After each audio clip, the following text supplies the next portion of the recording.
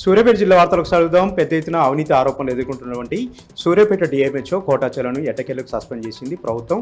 పెద్ద ఎత్తున ఆరోపణలు రావడంతో ఈ చర్యలకు పాల్పొన్నట్టుగా కూడా చెప్తా ఉన్నారు. సూర్యాపేట జిల్లా కేంద్రంలో అనుమతులు లేకుండా ఆసుపత్రులను ఏర్పాటు చేయడం, స్కానింగ్ సెంటర్ నుంచి పెద్ద ఎత్తున డబ్బులు తీసుకున్నట్టుగా కూడా డిఎంహెచ్ఓ పైన పెద్ద ఎత్తున ఆరోపణలు వస్తూ ఉన్నాయి. కరోనా టైంలో కూడా పెద్ద ఎత్తున నిధులు దుర్వినియోగం చేసినట్టుగా అధికారులు గుర్తించడంతో ఎట్టకేలకు చర్యలు తీసుకున్నారు.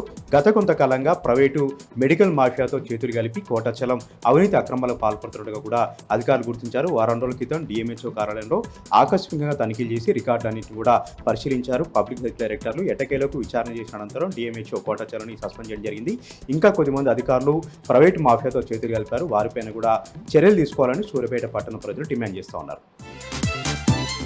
నల్గొండ జిల్లా వార్తలు ఒకసారి చూద్దాం. నల్గొండ జిల్లా నకరికల్లో యాదగిరి ఆర్ఎంపీ సంబంధించినటువంటి యాదగిరి ఇంట్లోనే స్కానింగ్ సెంటర్ ఏర్పాటు చేసి లింగ నిర్ధారణ పరీక్షలు చేస్తున్నటువంటి ఘటన స్థానికంగా కలకలం రేపుతా ఉంది, సంచలనంగా మారింది.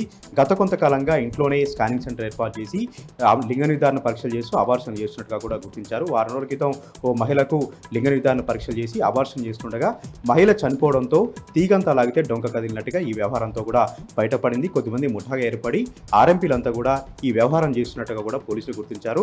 ఆర్ఎంపీ యాదగిరి పరాలో ఉన్నట్టుగా కూడా పోలీసులు చెప్తా ఉన్నారు. మహిళలకు న్యాయం చేయాలి, అదేవిధంగా ఆర్ఎంపీ డాక్టర్లపైన కఠినంగా చర్యలు తీసుకోవాలి. ఇందులో చేతులు కలిపినటువంటి ప్రభుత్వ అధికారులను మరికొద్దిమంది ఆర్ఎంపీలను కూడా అరెస్ట్ చేయాలని కూడా పలువురు డిమాండ్ చేస్తూ ఉన్నారు.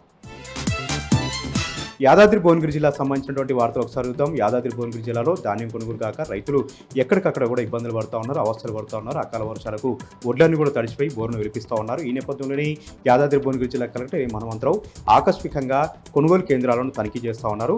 పోచంపల్లి మండలంలోని పలు కొనుగోలు కేంద్రాలను ఆకస్మికంగా తనిఖీ చేసి అక్కడ ఉన్నటువంటి కొనుగోలును వేగవంతం చేసేలాగా చర్యలు తీసుకున్నారు. కలెక్టర్ కొనుగోలు కేంద్రాలకు వచ్చినటువంటి నేపథ్యంలో అక్కడ ఉన్నటువంటి రైతులు తమ గూడు వెళ్ళబోసుకున్నారు.